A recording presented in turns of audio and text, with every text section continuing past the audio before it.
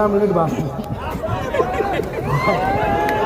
भाई के लिए सिर्फ 15 मिनट काफी है।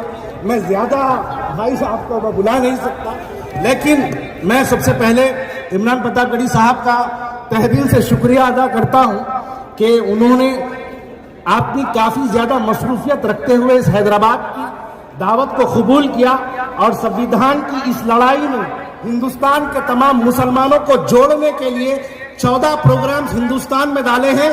उसका पहला प्रोग्राम हैदराबाद से उसका आगाज हुआ, उसके लिए काबिल मुबारकबाद है हैदराबाद और इमरान प्रतापगढ़ी साहब।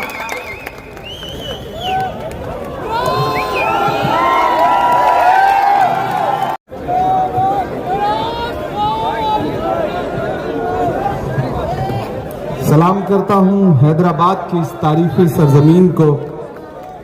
वक्त बहुत कम बचा है।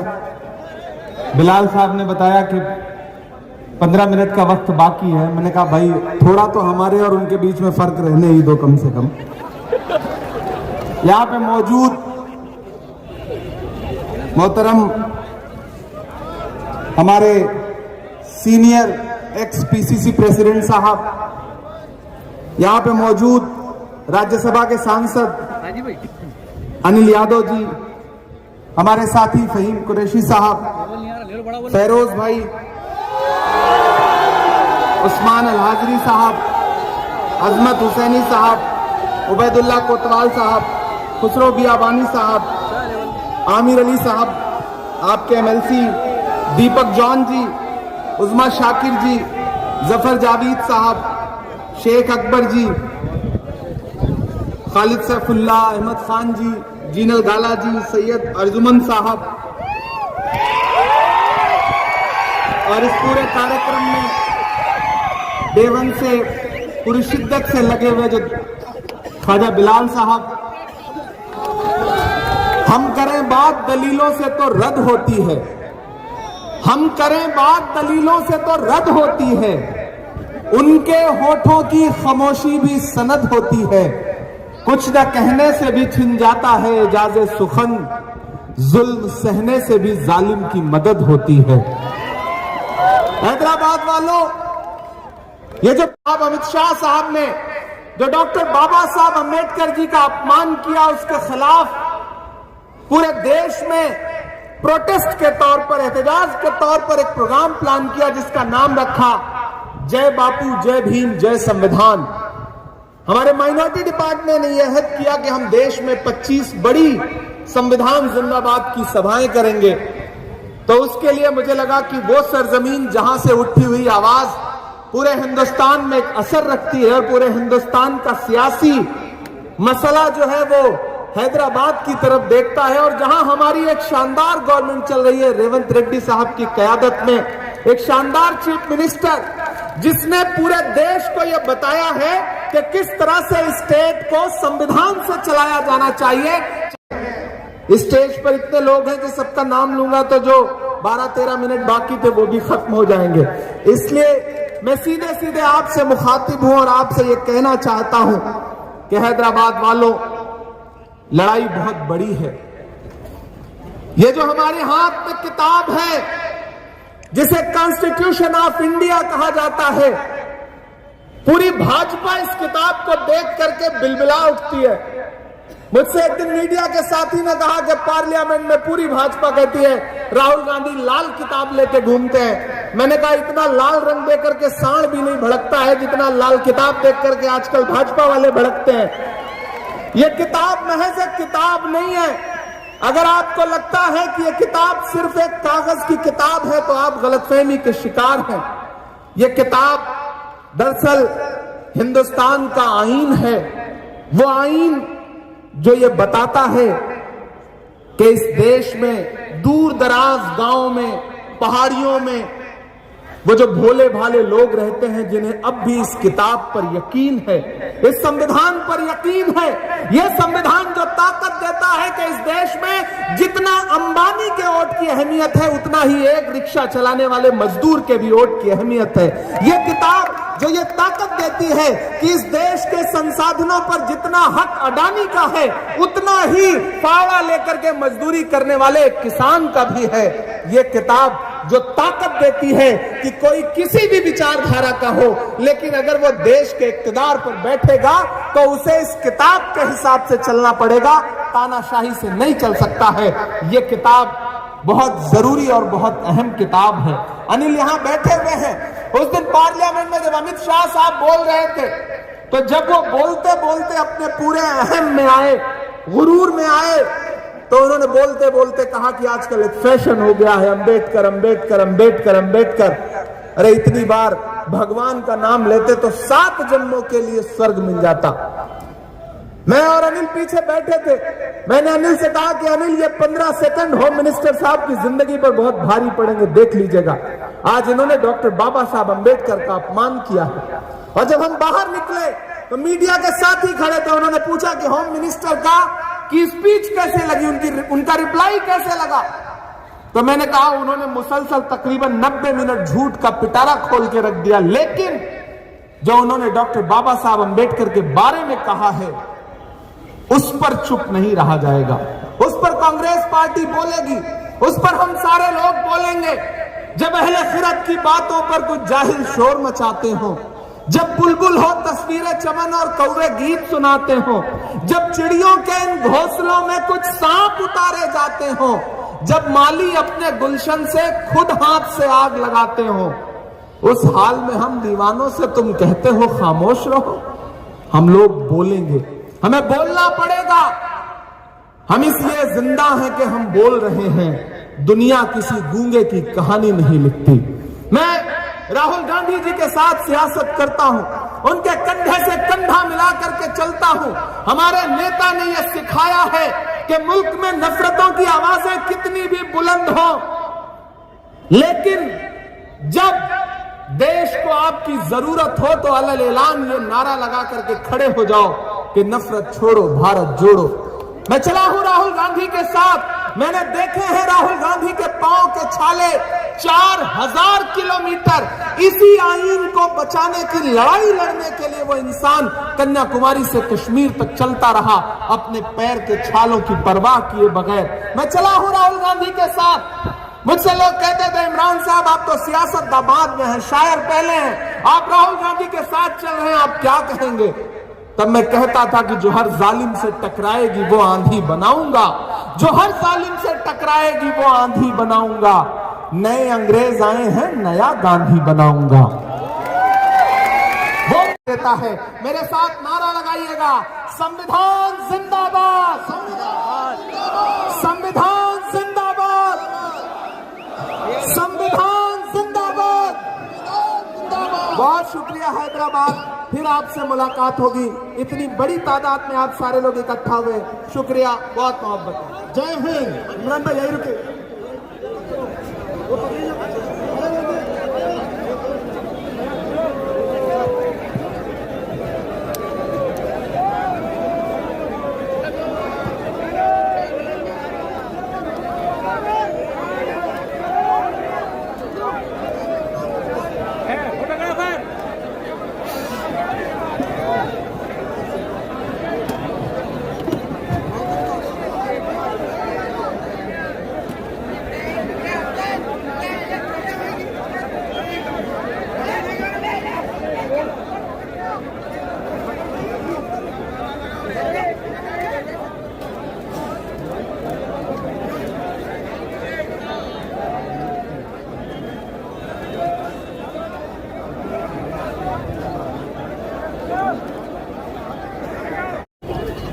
प्यारे भाइयों और बहनों,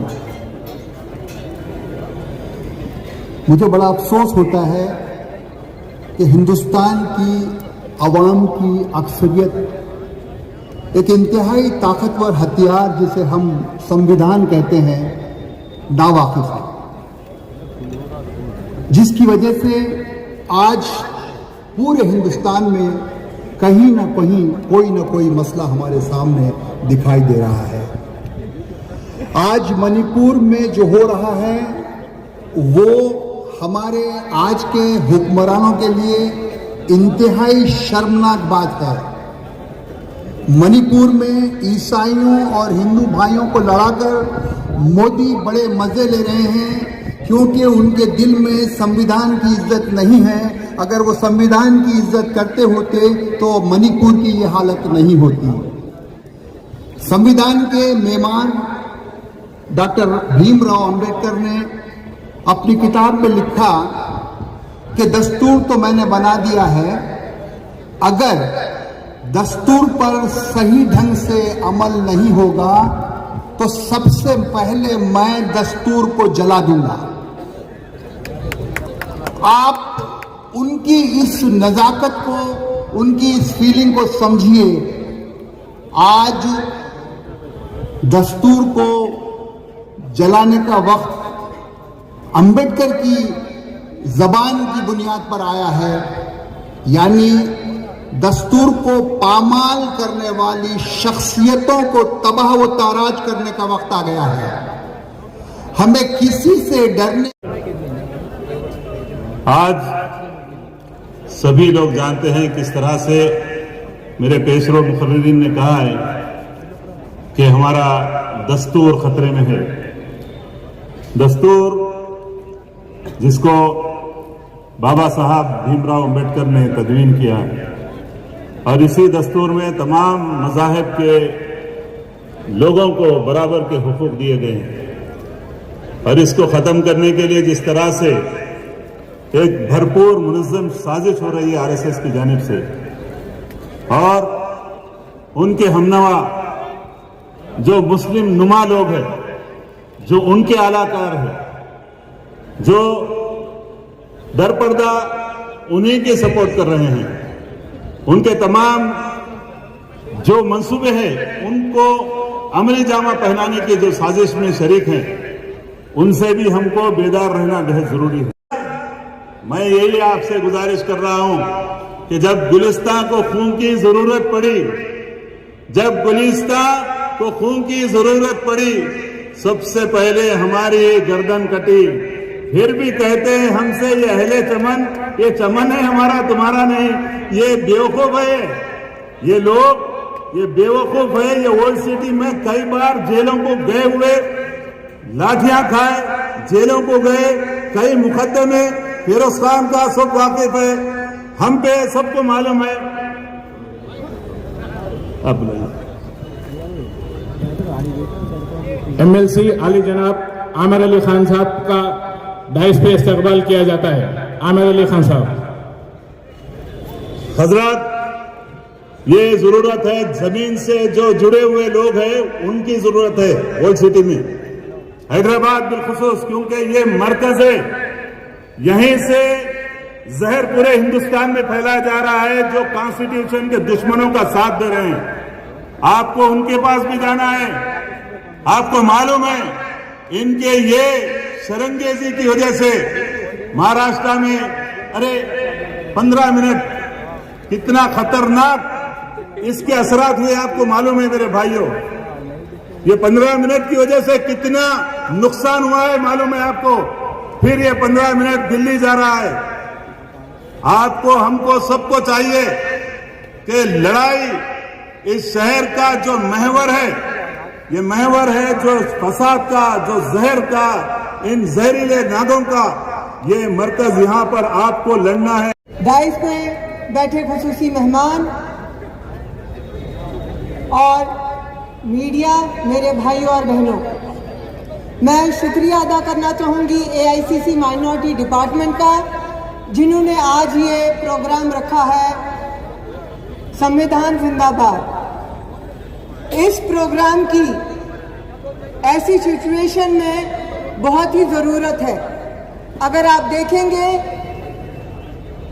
सेंटर में बैठी हुई हुकूमत किस तरह नफरत भरी सोच फैला रही है, किस तरह हिंदुस्तान को बांटने की सोच रखती है, हिंदू को मुसलमान से लड़ाने की सोच रखती है, और हिंदुस्तान के अन्य स्टेट्स में किस तरह नफरत भरी सोच उभर रही है, किस तरह फसादात उभर रहे हैं, किस तरह हम लोगों को हिजाब के नाम पे, लव जहाद के नाम पे, ट्रिपल तलाक के नाम पे मारा जा रहा है, गोश्त के नाम पे काटा जा रहा है। इसलिए अगर देखा जाए हिंदुस्तान के हैं 4 सिपाही, हिंदू, मुस्लिम, सिख, ईसाई, इनके बगैर हिंदुस्तान कुछ भी नहीं है। और हम सब हिंदुस्तान का एक खूबसूरत गुलदस्ता है जिसको हमारे लीडर राहुल गांधी जी ने अपनी यात्रा के द्वारा कन्याकुमारी से लेकर कश्मीर तक जोड़ने की कोशिश की, संविधान को बचाने की कोशिश की, और खुल गई तो खाक की है। इसलिए आप सबसे अदबन गुजारिश है कि जाग जाइए, अपनी आंखें खोलिए और देखिए हमारे साथ क्या होने वाला है।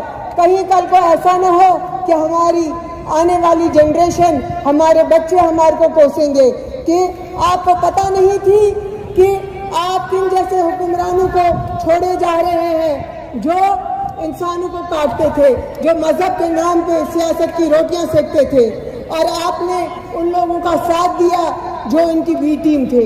इसलिए जाग जाइए और सही फैसला कीजिए और लड़ने की ताकत रखिए और एकजुट हो जाइए, एक आवाज हो जाइए। शुक्रिया। दाइस पे तशरीफ फरमा मौजूद हजरात, मेरे नौजवान साथियों, अस्सलाम वालेकुम। मजहब के नाम पर जुल्म सितम हम नहीं करते, वफा की आड़ में सियासत हम नहीं करते, जमीन के कोप में भी जाते हैं तो हुजूल करके वतन की मिट्टी को नापाक हम नहीं करते। मेरे नौजवान साथियों, तारीख गवाह है, जब भी इनकलाब नारे को बुलंद किया गया तो सबसे पहले मुसलमान लब्बैक कहकर आगे बढ़ा और उस हक की लड़ाई का एक हिस्सा बना। आज सारे हिंदुस्तान में हक और बातिल की लड़ाई है, सच्चाई और झूठ की लड़ाई है, अंधेरे और रोशनी की लड़ाई है। आपको पता है कि आज हिंदुस्तान खतरे में है, हमारा दस्तूर खतरे में है, सेक्युलरिज्म खतरे में है, इसे हमें बचाना चाहिए।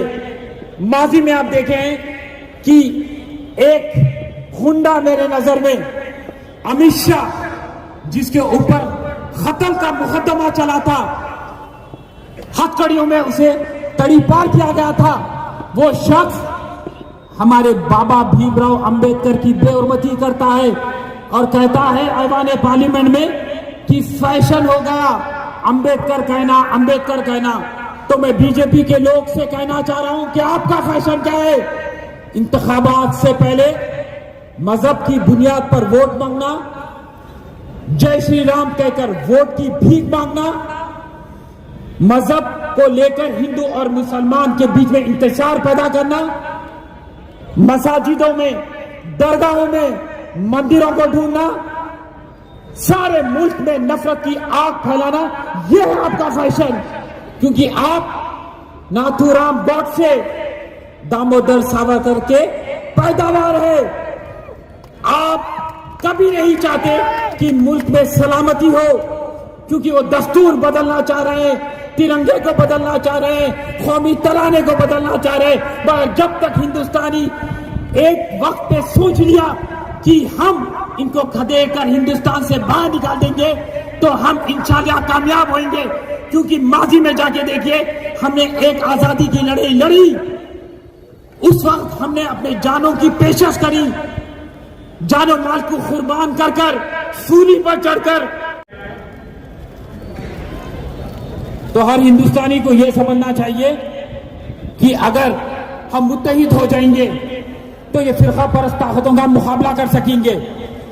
आज हमारे दलित भाइयों के तहफ़्फ़ुज़ात खतरे में है, आदिवासी के तहफ़्फ़ुज़ात खतरे में है, मुसलमानों के तहफ़्फ़ुज़ात खतरे में, क्योंकि ये बीजेपी इनका खात्मा करना चाह रही है।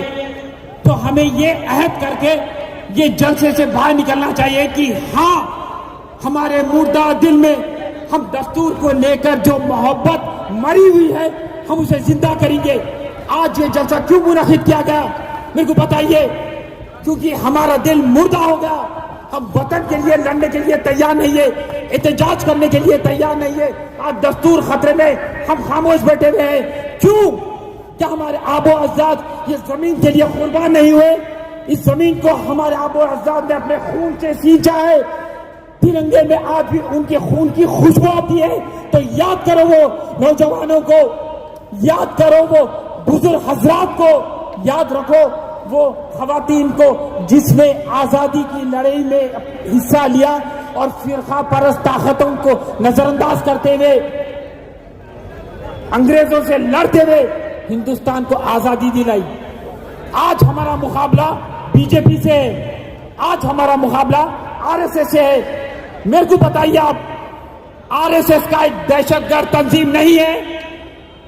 अगर से नहीं है कोई कहता है तो मैं कहता हूं हां, उसको बैन करना चाहिए, क्योंकि वो दहशतगर्दी का सबब पेश करती है।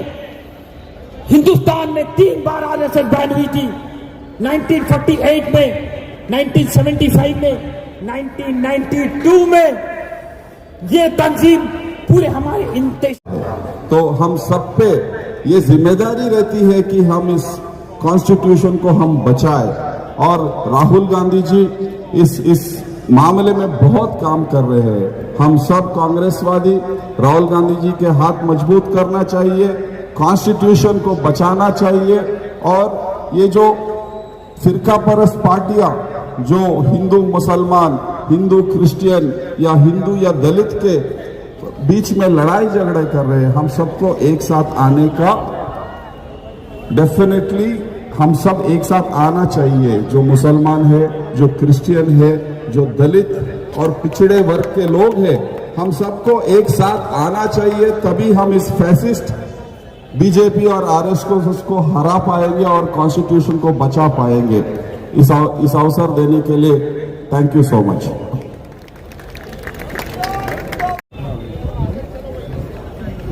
और बाहर जो ठहरे हैं उन हजरात से भी मैं अदबन गुजारिश करता हूं कि ग्राउंड में अंदर तशरीफ लाएं। अभी मैं इस मीटिंग के करता धरता सैयद अर्जुमन अली साहब, डिस्ट्रिक्ट लाइब्रेरी चेयरमैन निर्मल को बुलाने से पहले उनकी खिदमत में 1-2 लाइन कहना चाहता हूं।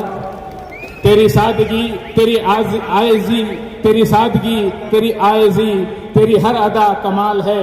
मुझे फख्र है, मुझे नाज है, मेरा यार बेमिसाल है। सैयद अर्जुमन अली साहब।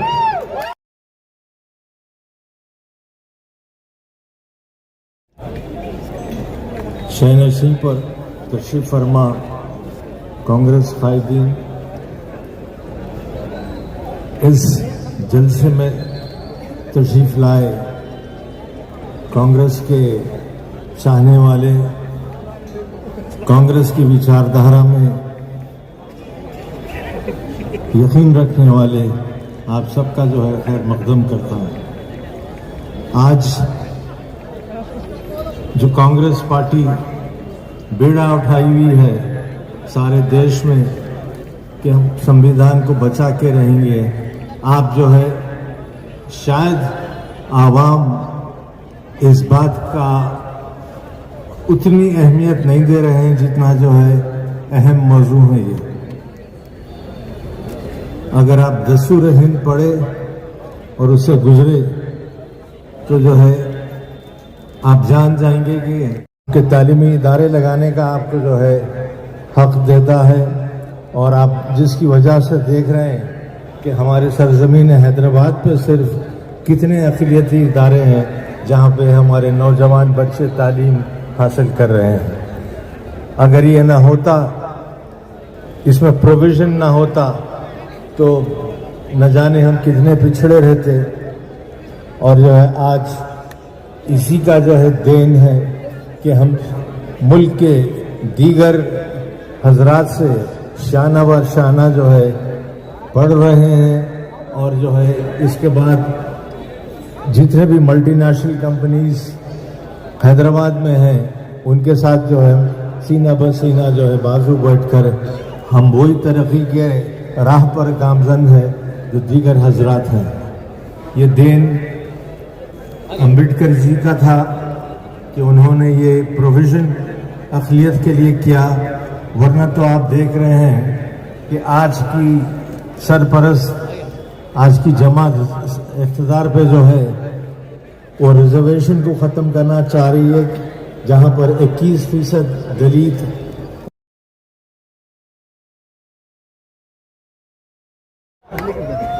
हैदराबाद जिंदा है ना भाई, है नहीं है? संविधान संविधान संविधान जिंदाबाद। आज जो है, आज अपन यहां पे जो डिस्कशन करने के लिए आए संविधान पे, संविधान का सूत्रधार, father of constitution Baba Saheb Ambedkar ji को हम सब मिलके फिर एक बार सलाम करेंगे ना साहब।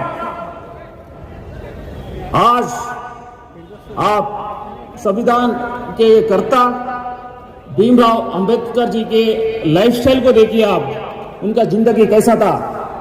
एक दलित समाज से उन्होंने आए हुए हैं। पढ़ाई के टाइम पे पढ़ाई नहीं मिलता था, अगर पानी भी पीना है तो पानी भी नहीं मिलता था, और वो टाइम पे उन्होंने पढ़ने के वास्ते कितना मुश्किल से पढ़ाई कर रहे थे, और उसके साथ आज फादर ऑफ नेशन बने, फादर ऑफ कॉन्स्टिट्यूशन बने। मेरा गुजारिश आप सबका सबसे है, मेरे स्पेशली मुसलमान भाइयों से है, आज अपन जिक्र करें बाबा साहेब अंबेडकर जी का। उसका एक ही रीजन है, पढ़ाई। जो पढ़ाई उन्हें करे, जहां तक पहुंच सके। अब हम सब मिलकर मुसलमान भाई और बहनों अगर पढ़े बच्चों को दे सके, हम भी देश में एक तरक्की ला सकते।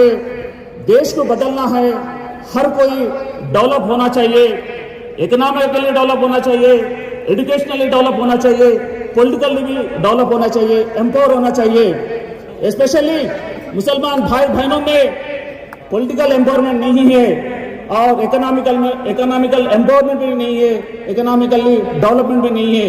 इसका वजह क्या है? इसका वजह एक ही है, एजुकेशन है। एजुकेशन करें तो हर चीज कर सकते। अच्छा एजुकेशन है। जन कलमात के साथ मैं हैदराबाद की मौजूद शख्सियत MLC जनाब आमिर अली खान साहब को आपसे मुखातिब होने की दावत देता हूं। जनाब आमिर अली खान साहब।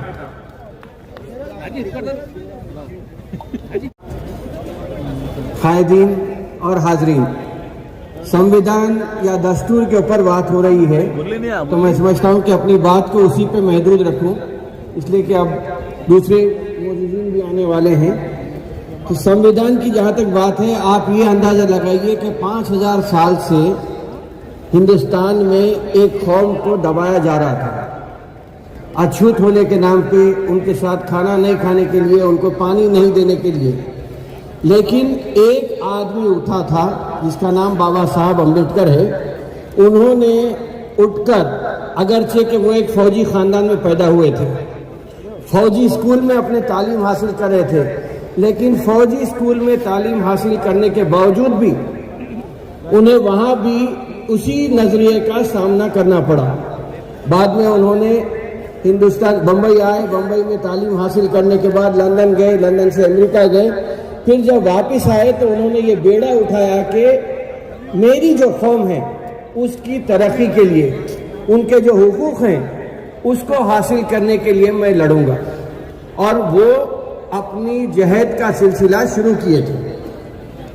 बाद में यकीनन उन्होंने जिस तरह कॉन्स्टिट्यूशन बनाया है, मैं ये मानता हूं कि जिस तरह इंसानों के लिए एक मुक़द्दस किताब होती है, वैसे ही मुल्क को चलाने के लिए भी एक किताब होती है जिसे दस्तूर कहा जाता है।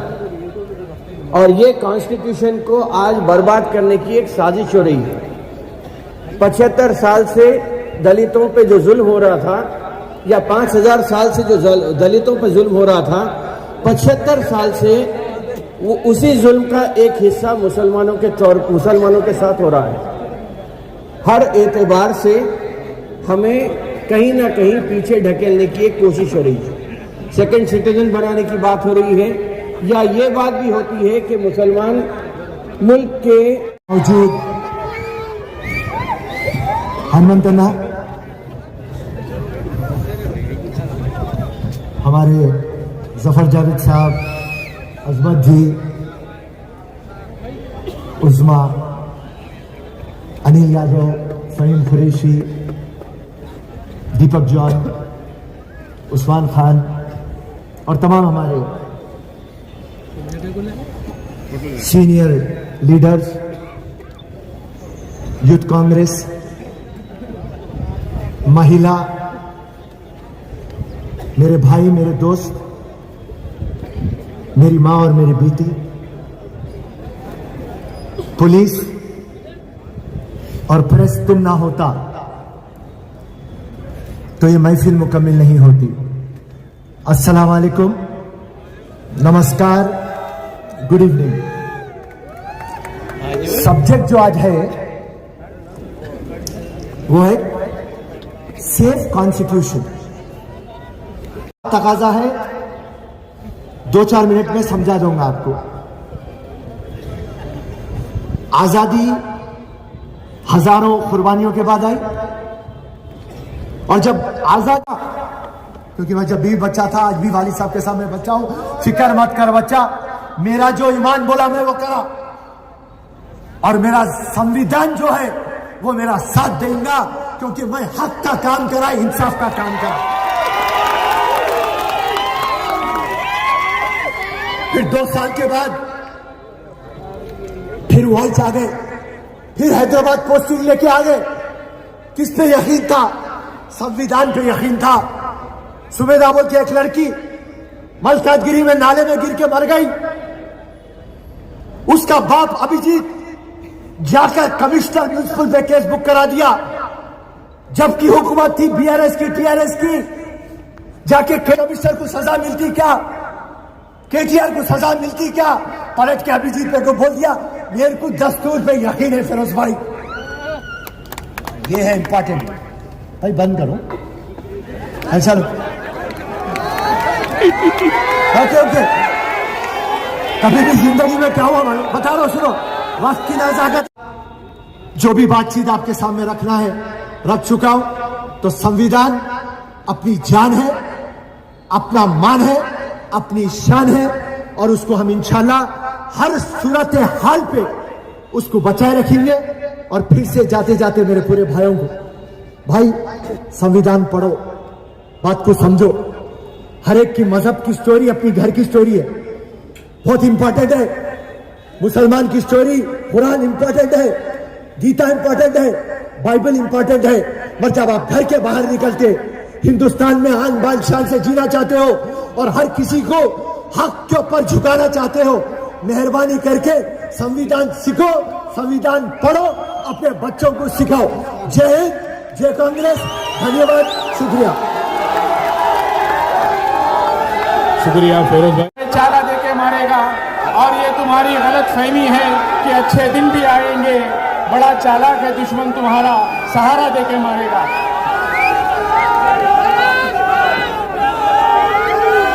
इस बीच हमारे दरमियान हमारे मेहमान खुसूसी, शायरी के दुनिया के बेताज बादशाह एआईसीसी चेयरमैन जनाब इमरान प्रतापगढ़ी साहब तशरीफ ला चुके हैं। तहे दिल से हम उनका इस्तकबाल करते हैं, और मैं तमाम साथियों से गुजारिश करता हूं, संविधान जिंदाबाद के नारों से इमरान प्रतापगढ़ी साहब का स्वागत करें। संविधान जिंदाबाद, संविधान जिंदाबाद, संविधान जिंदाबाद, संविधान। तेरी आजिज़ी, तेरी सादगी हर अदा कमाल है। मुझे फख्र है, मुझे नाज है, मेरा यार बेमिसाल है।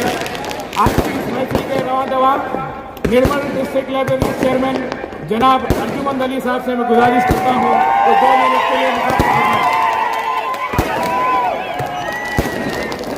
ना अपने पैर के छालों की परवाह की, ना धूप की परवाह की, ना बरसात की परवाह की, ना ठंड की परवाह की, ना आसमान से बरसते बर्फ की परवाह की।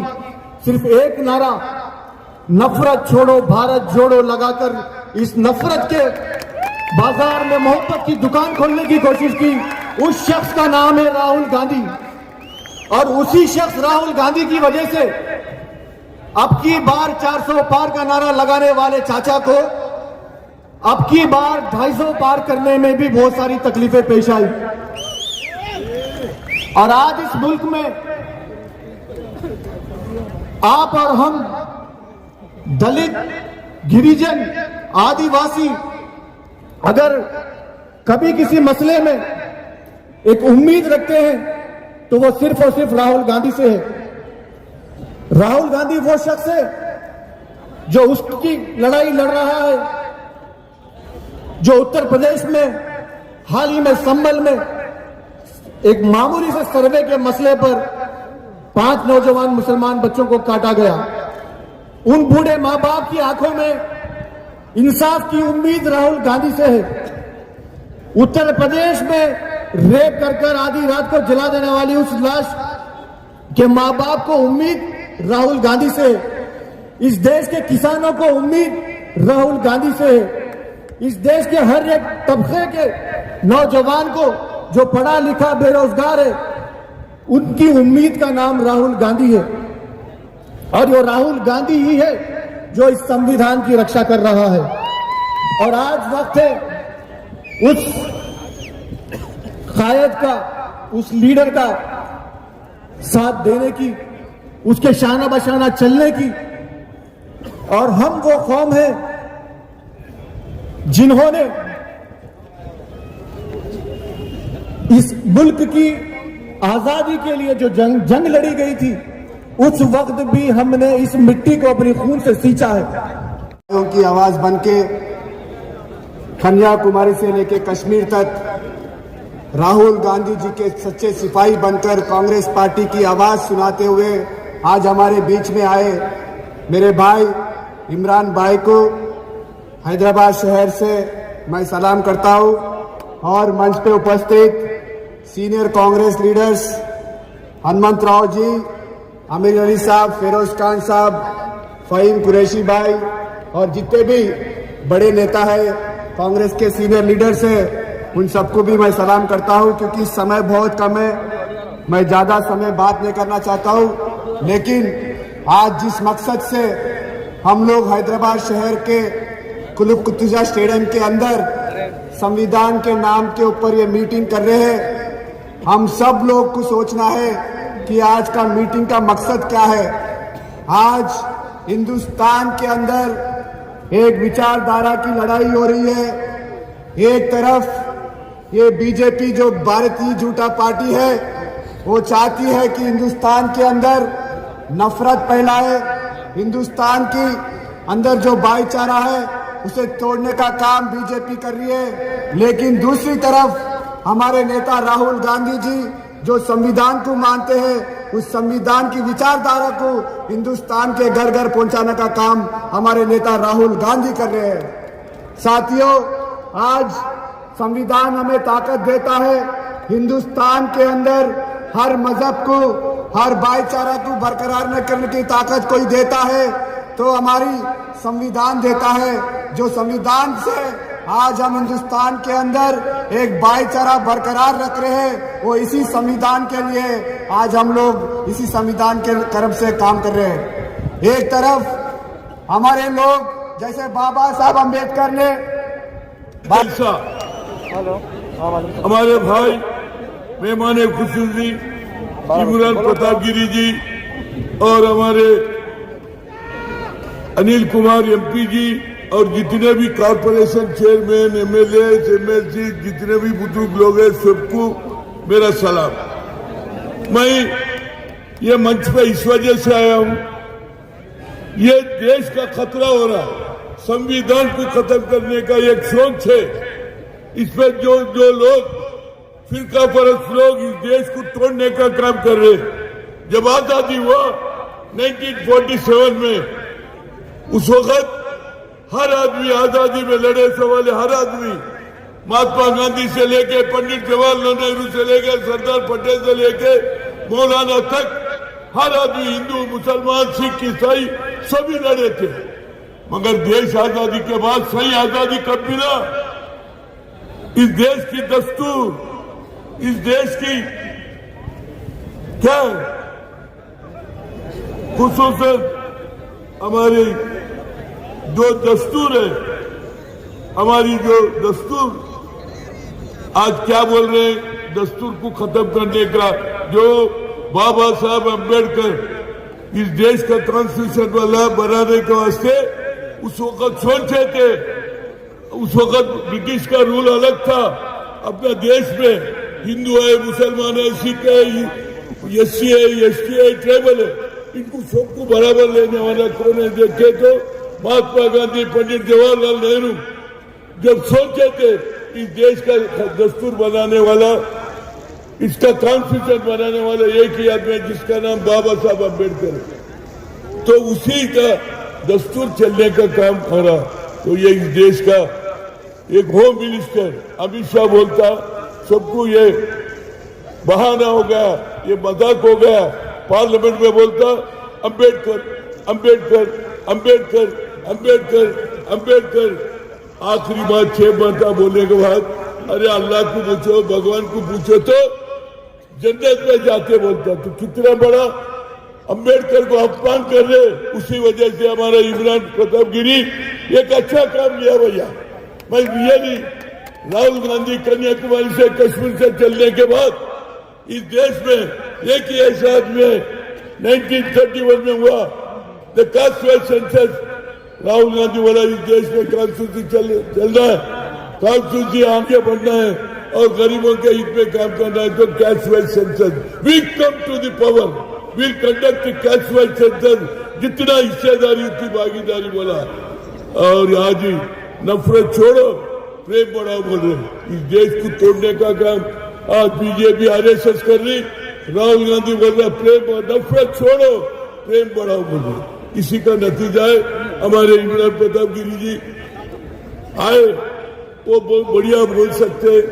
और मैं चाहता हूं इनके साथ हम भी जोड़ेंगे और जब तक ये अपना कॉन्स्टिट्यूशन को अपन नहीं बचाएंगे तो देश तोड़ने का काम करेंगे। आप क्या कर रहे, दोस्ती नहीं बढ़ा रहे, नफरत पैदा ले रहे। आज मणिपुर में क्या हो रहा, अब तक 200 लोग मरे, इस देश का प्रधानमंत्री एक दिन गया क्या? तो यही बताने का वास्ते मैं ज्यादा क्यों बोले तो उन्होंने लेट आए, पब्लिक ज्यादा देर से बैठे, फिर कभी मुझे मौका मिला हमारा भाई का सुन के और थोड़ा मेरे भी इसमें मिला के फिर एक मरता ये ओल्ड सिटी में आज पहली मरता देख लूं जब नेशनल फ्लैग जब उस वक्त कोई ओल्ड सिटी में पढ़ा ही नहीं था।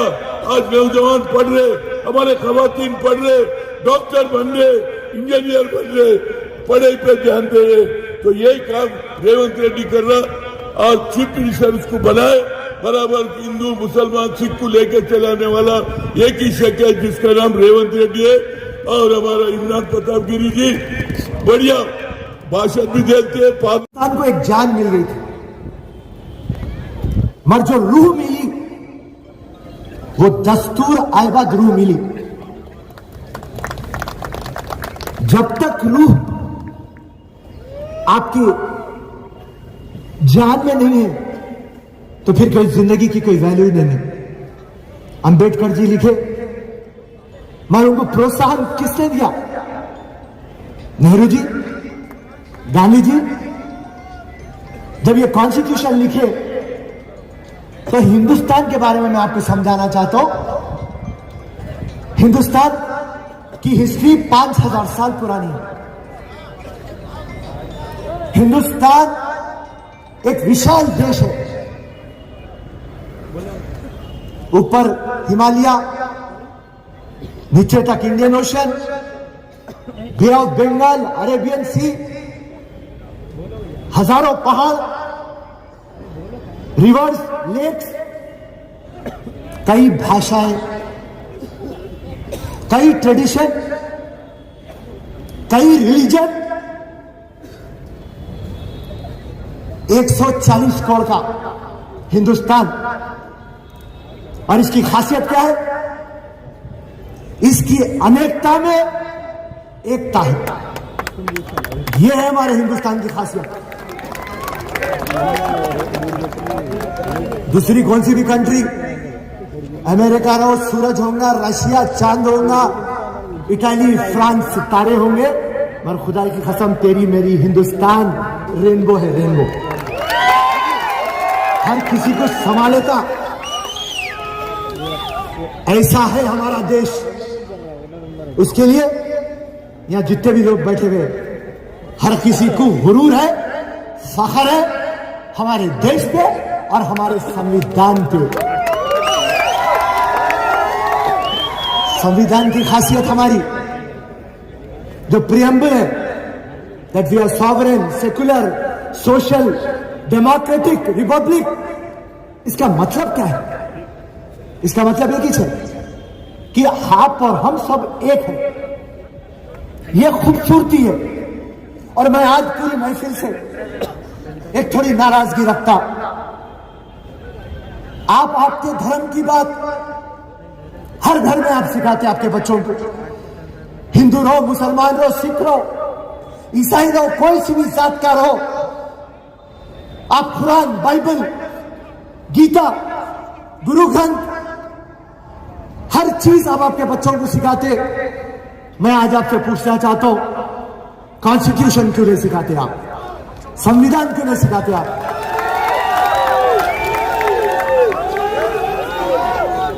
कभी बच्चों को गिफ्ट नहीं करते आप? कभी समझाते नहीं आप?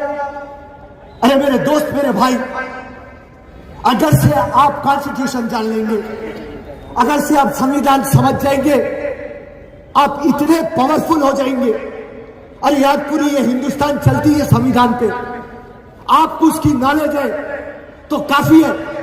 हर टाइम आपको शिकायत रहती, गवर्नमेंट मेरा काम नहीं कर रहा, लीडर मेरा काम नहीं कर रहा, ये ऑफिसर मेरा काम नहीं कर रहा, कोर्ट मेरे को आर्डर नहीं दे रहा। भाई तू संविधान सीख ले, सब जने तेरे अतराफ फिरते रहेंगे।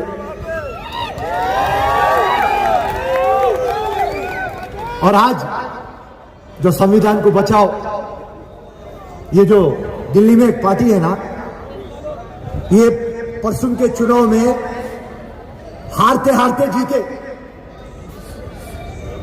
अगर से ये जीत जाते सही तरीके से तो संविधान को चेंज करने का सोच लेते। सावरकर है इनके दिमाग में, क्योंकि सावरकर को पूछते ये लोग। मैं आपको समझाना चाह रहा हूं आसान लैंग्वेज में। भाई आपके लिए सिर्फ 15 मिनट बाकी। भाई के लिए सिर्फ 15 मिनट काफी है। मैं ज्यादा भाई साहब को मैं बुला नहीं सकता, लेकिन मैं सबसे पहले इमरान प्रतापगढ़ी साहब का तहे दिल से शुक्रिया अदा करता हूं कि उन्होंने अपनी काफी ज्यादा मसरूफियत रखते हुए इस हैदराबाद की दावत को कबूल किया और संविधान की इस लड़ाई में हिंदुस्तान के तमाम मुसलमानों को जोड़ने के लिए 14 प्रोग्राम हिंदुस्तान में डाले हैं। उसका पहला प्रोग्राम हैदराबाद से उसका आगाज हुआ, उसके लिए काबिल मुबारकबाद है। हैदराबाद